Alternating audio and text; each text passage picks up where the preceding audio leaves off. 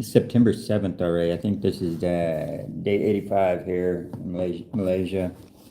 Obviously, I don't have to get out of after my 90 days. Hey, Planet Doug's here. We also have Flea, and I think we got a few more.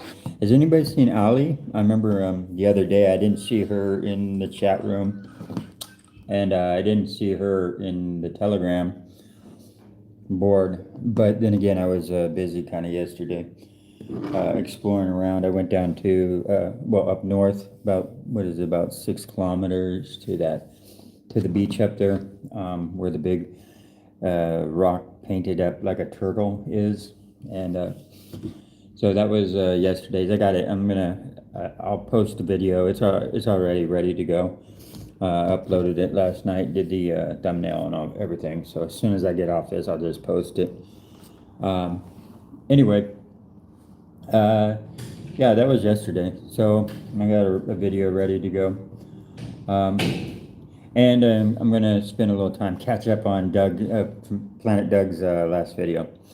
I noticed it the other day when I was running through. I haven't that I was like, oh, I still got it, because I still had a partial video of his to finish, and then I realized, oh, he's doing some catch-up work. He's knocking out a bunch of back-to-back videos, so I had to do a little crunch time. Yeah, okay, so that's what I thought. I don't have too many subscribers on my second account because it's just an account to basically stay alive in the comment room, but I am subscribed to myself on the American Hobo page, and I'm not getting any notifications whatsoever. Yeah, yeah, that's what I'm saying. So I posted it, right? So I posted, and so it didn't seem to advertise my going live. It didn't seem to advertise my post, and I should be actually getting both of those, but I just didn't. So I'm wondering if like the day-to-day affects the visibility of it. Like if you're doing an everyday type live stream, that they're like, okay, we don't really need to advertise it. You know, his base subscribers knows that it's every day and stuff, and so I don't know if that affects that. Like I said, I'm more or less doing these daily until I get to the point where I know my heartbeat must be 4460. I don't know because 4460. I don't know even if that's a good heartbeat or if that's high or what. Din USA. So anyway, yeah. So I was just wondering, as I was asking, if anybody actually got an advertisement, or a notification is what I'm trying to say.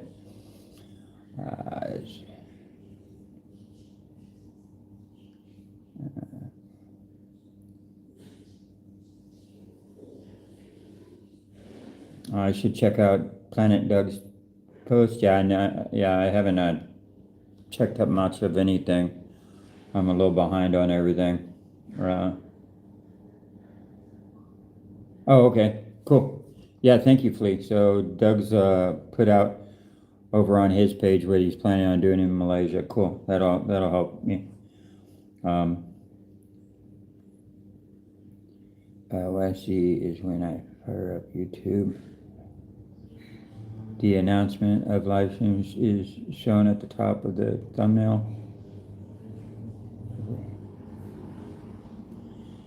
Yeah, but I'm wondering how many people. So thank you, CS. Yeah, but I was just wondering, like, I'm not getting any type of notification whatsoever, and I wasn't sure if the day-to-day, doing a live stream every day affects that, where they just stop, putting out the notifications. So that's why I'm just taking a general poll right now, figuring out if that's the situation.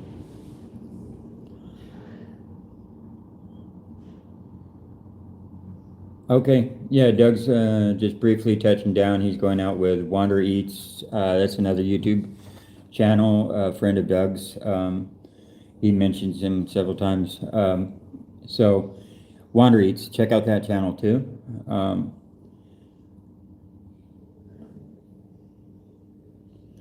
Me, I have a hard time just sticking up with one or two channels. Right now, I'm trying to keep up with Planet Doug and Hidden Hammocks on that adventure over in Vietnam. Hidden Hammocks doesn't put him out a lot, but he does live streams while he's riding his bicycle. And I catch those late sometimes. And since Planet Doug's been putting out some of his catch-up videos, I'm just going to call it that. Yeah, it's kind of hard to keep up with a lot of this.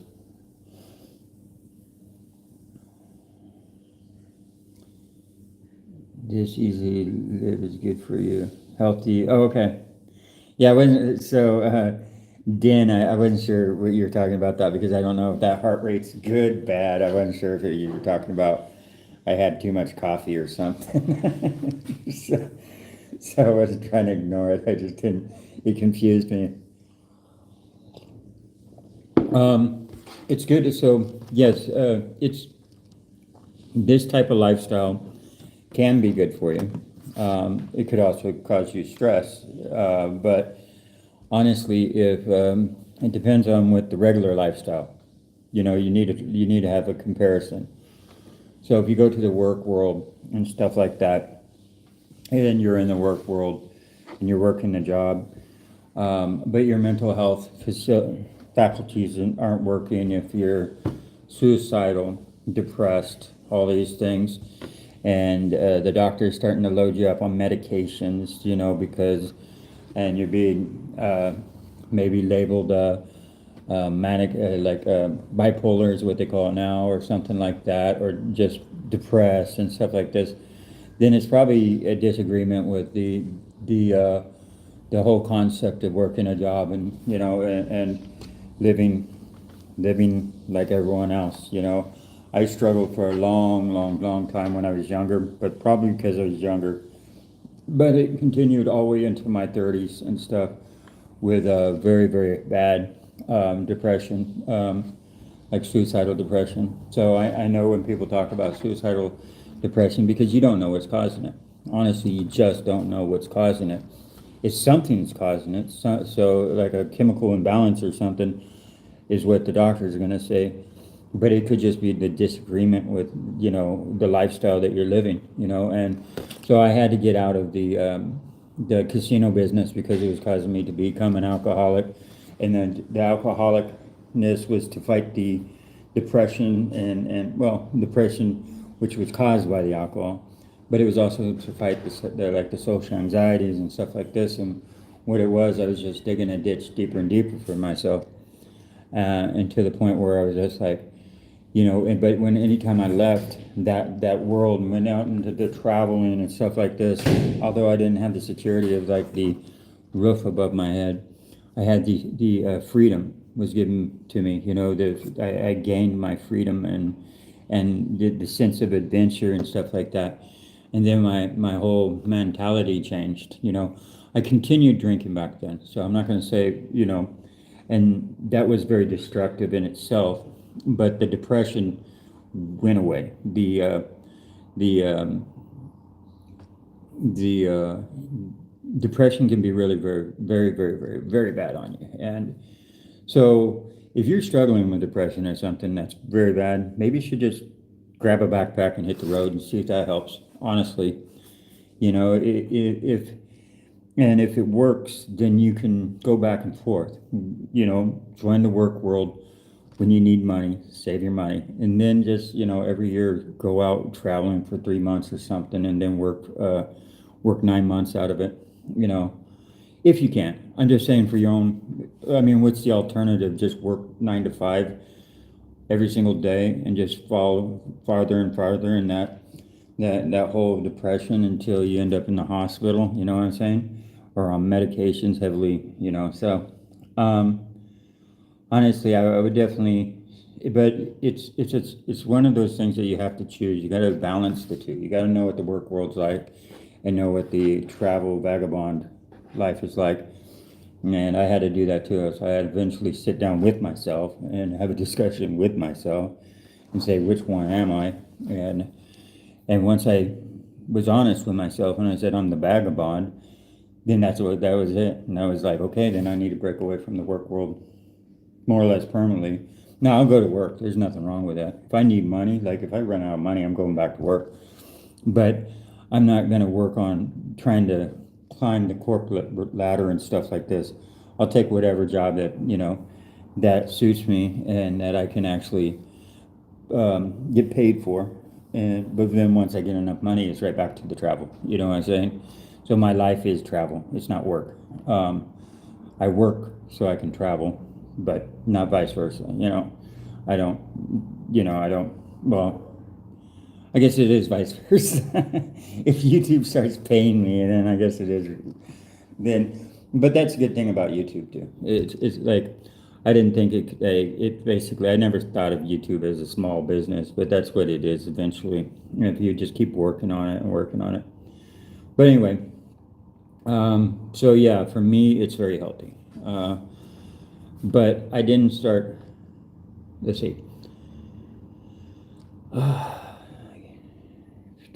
Let me see if I'm missing anything.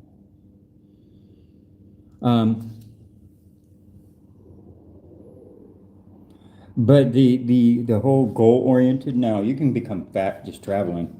I got fat living in a tent in Tennessee, man. I got up to our equivalent of like over 200 pounds, which would be over 100 kilos, right? So I got fat living in a tent working, and I was working too at the gas station cleaning toilets and showers and taking out garbage and doing all the, nasty trucker garbage out in the parking lot, pee bottles and everything else. But it was a paycheck. If it wasn't for that job, I wouldn't be doing this. That's honestly, so I did have to work to do this. But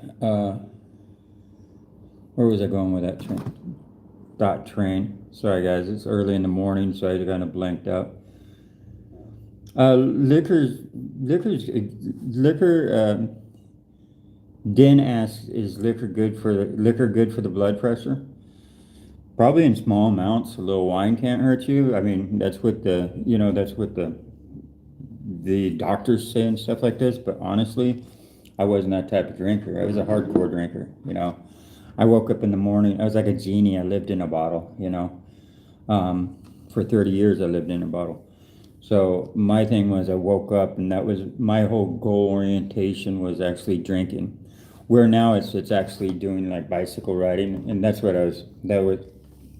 my train thought was. Was I didn't really start doing goal oriented travels until after the Camino. So the Camino was the first time I just did, like in Morocco, I was just kind of bouncing around, but I had that hobo ability. So when I went over, I took the ferry from Morocco over to Tarifa, which is the farthest southern point of Spain. And I walked over to the beach actually looking for a spot to maybe possibly camp because I had my sleeping bag on me.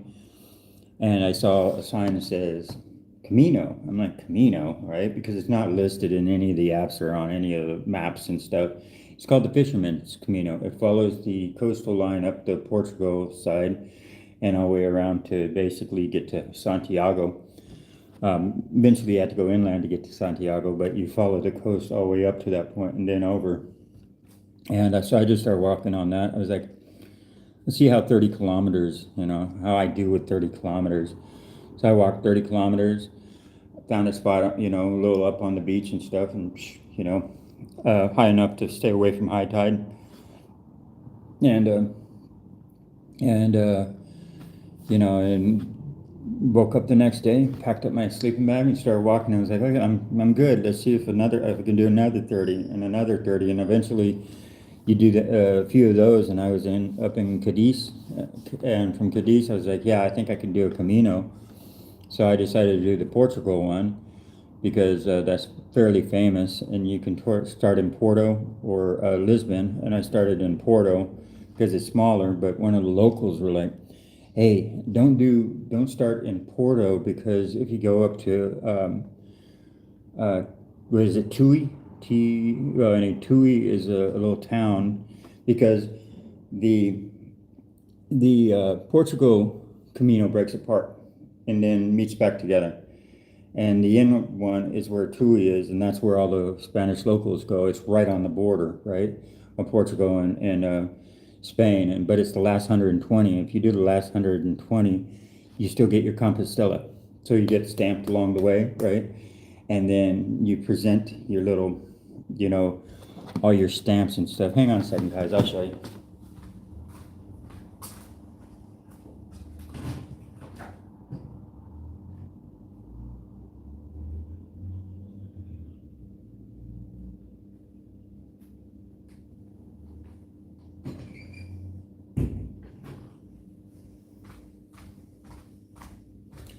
Oh, maybe not. I thought I had easy access. I don't know where the key is to my locker. I'll have to find that. Anyway, it's what's called credentials. So the credentials is like a big long thing, because they don't know which one you're going to do and how long, but you get 1 to 2 stamps a day. If you're just doing the last 120, get 2. It's at every bar. Every church has their own stamp, and every albergue, which is a hostel. And basically get stamped, and then you present it when you get to Santiago at I don't know what that is. It's anyway, they print you out an official, you did the Camino type thing. So when I finished that, I was like, okay, I'm going to do the Francis. That was the famous one in the movie, The Way. Awesome movie. Most people on the Camino that I met, that's how they found out about the Camino too. So that's how I found out about it. So that was the first time I did it, like goal-oriented travel, because once I got across, it opened my eyes to actually walking as a form of transportation. And so, like, you never had to worry now. So, like, if you get in a town and you're like, oh, I don't want to be here, there's nowhere to stay and stuff like this, you don't have to worry about bus tickets and stuff. Like, if you don't, like, I don't know how to get to this place and all that, but it's only like 15 kilometers or something, or 20 kilometers or something like that, you can just start walking. And I met someone down in Morocco that was that way. That's how he loved just going to a spot, just walking, not on a trail, just walking. And he just walked through countries and stuff. And I thought that was kind of weird, but I was like, but you don't carry any gear. Absolutely no gear. I said, how do you do that? And he goes, oh, I walk at night and I sleep in the parks during the day. He's like, so the sun's out, so I don't really need a sleeping bag and I don't need all that. I just find a spot in the park during the daytime, and then I do night walking. I'm like, that to me, that's still kind of strange. But so yeah, I was kind of a big boy. I got that way in Tennessee. So once I started walking, I walked for 3 months in Spain, and then I heard about the dual pilgrim thing, since Spain's Camino is what's called a UNESCO World Heritage Trail. There's only 2. There's another one in Japan, which is all the way across the world. And I was like, well, when I eventually get there, traveling through the country, across the landmass, then I'll do it when I get there. But I was like, no, if I put this off like that, I might never do it. Might lose my ambition to do it when I eventually got there. So I went ahead and purchased the ticket, which was kind of expensive because it was so far, right? So I went ahead and copped up the money to do that. And so after I did, like, I almost did all the Kimono Kodo trails. There's several of them. I've only missed like some of the lesser known ones and some that so I think there's a total of 2 lesser known, 3 of them total that I didn't really actually do. But I did all the main ones, which were 1, 2, 3, 4. I even did the ICG, which is one of the longest ones, 175 kilometers. But then after I was done with most of that, I went and hiked up the top of Mount Fuji. That was kind of touristy, but and it was bad weather. Then so I just kept setting more and more goals for me. So that's why when I got here, I needed a break on the bank account because Japan's a little expensive. I needed to get back to my hobo, budget. And so I came to Thailand first, but I just traveled around on motor scooter and bus tickets and stuff. And went to Laos, and then did a lot of just the buses and the small vans that they had to get around. And then when I got to Vietnam, that's when I decided to set another goal for me, and that was what I'm currently doing, which has been 7 months now, guys. So 7 months down, 5 to go. 5 to go, and I've done 1 year. 1 year well, the challenge now is not the bicycle so much. It's to see if I can actually do the whole film vlog every single day for a whole year. So 7 months down, about 5 to go. And then at that point, I'm definitely going to want to actually cut it back. I'm not going to quit completely. I'm going to have a channel I want to keep up. And if I just quit completely, well, that channel will go dead. It'll lose subscribers and stuff. But I might cut it back to more like a weekly thing. But don't worry, that's in 5 months. So we are only a little over halfway there. So that's it, guys. That's let's see, 21 minutes. Yeah, so definitely if you do start traveling, set goals. It's so much nicer. I didn't realize how much nicer goal-oriented travel was. My first attempt at goal-oriented travel was how I got my passport. Actually, when I was in Hawaii, the beach bum, I was like, I need to do something. I can't just be like floating around, wherever the wind blows me type travel. And so I decided that's when I quit drinking and stuff, and I started pursuing studying. I was pursuing, who God was and all that stuff, right? I was on my spiritual journey. And so what I decided to do is volunteer my time into these churches that go to foreign countries and stuff and helps build houses and feed and all this. And I was like, I'll just do that, So, but I needed the passport to do that. So that's why I applied through, what was it?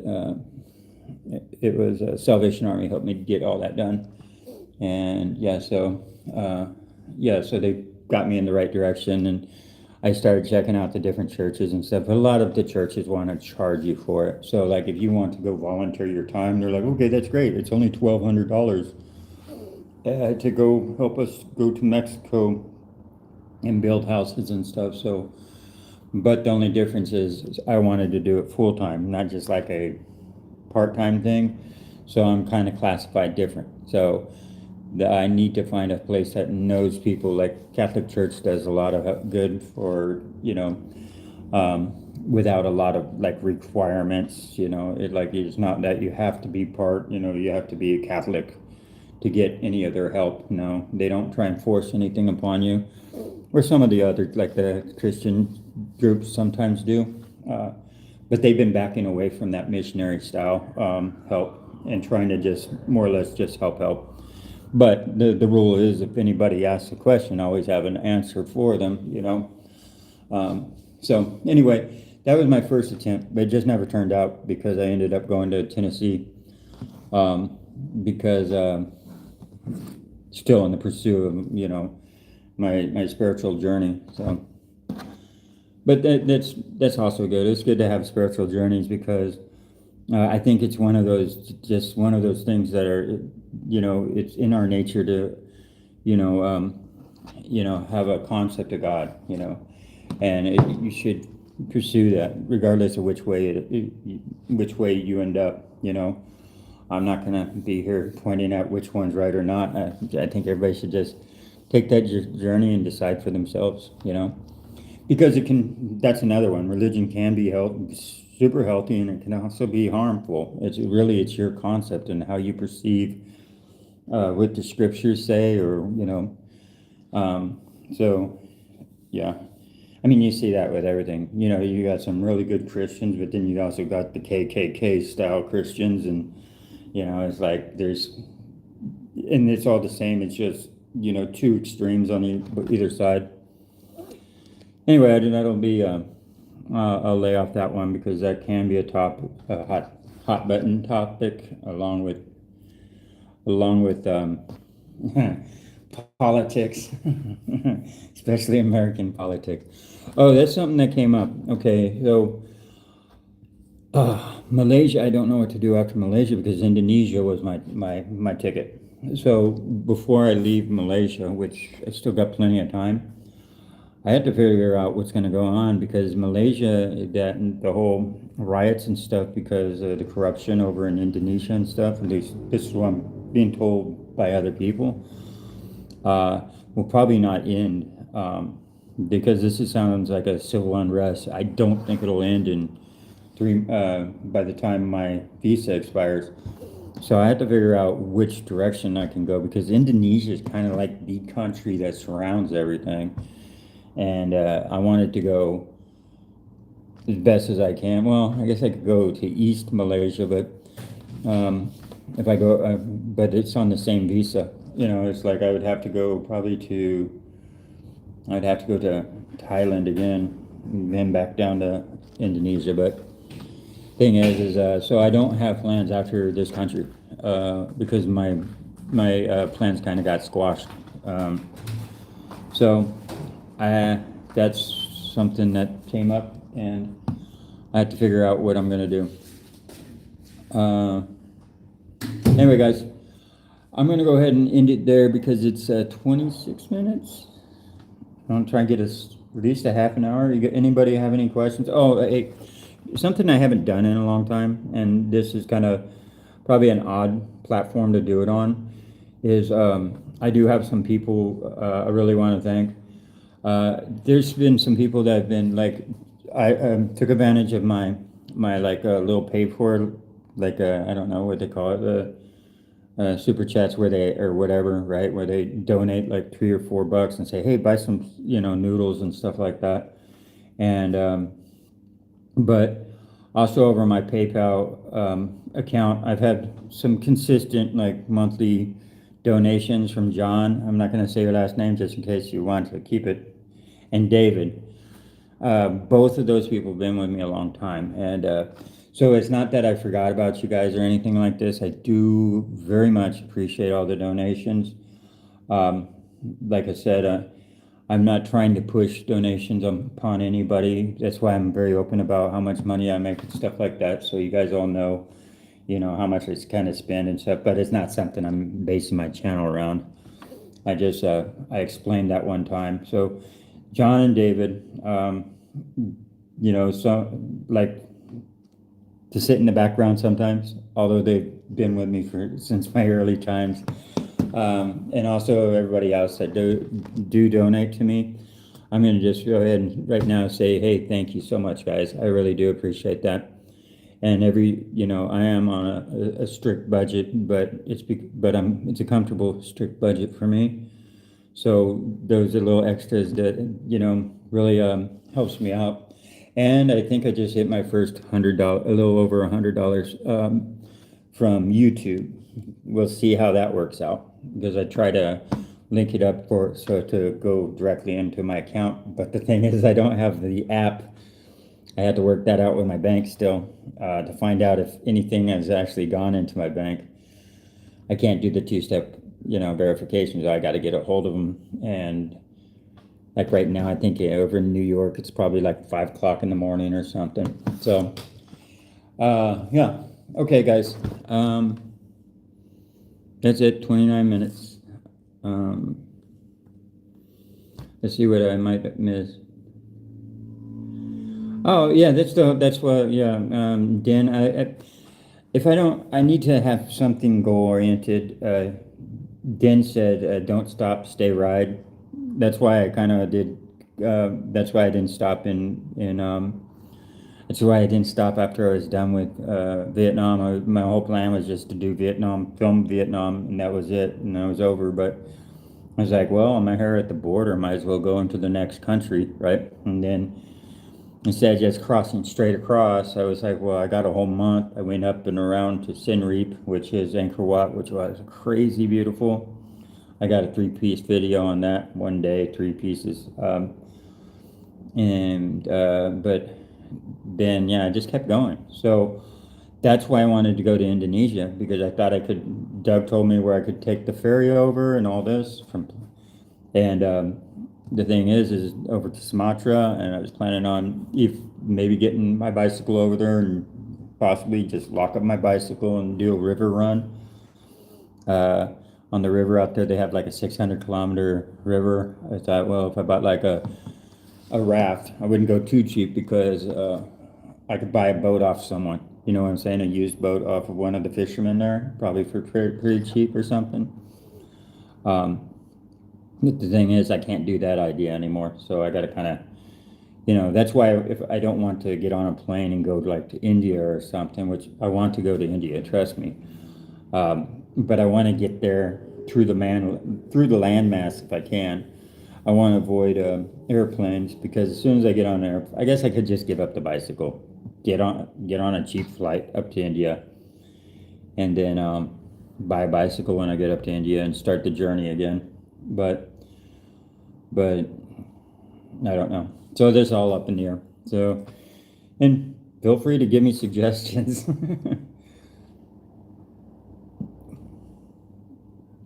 Okay, guys, we're gonna have to keep an eye open for Ali. Ali has kind of disappeared yesterday, so keep an ear open for her. I don't know if she's feeling good or what, feeling bad or something, but she's kind of dropped off radar. So poke your head up, Ali, if you're doing good, and just give a thumbs up over in the Telegram board. I haven't checked the Telegram board. You might be active over there.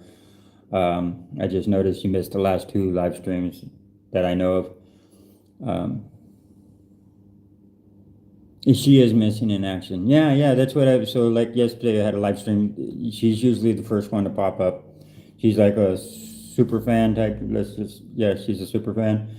And she's active over in the Telegram, and I didn't see any responses over in the Telegram, and that's odd. So that's like one of my super fans went missing in action. So guys, keep an ear open, and if she hears that, just give me a thumbs up over in the Telegram so we know you're okay and all that fun stuff.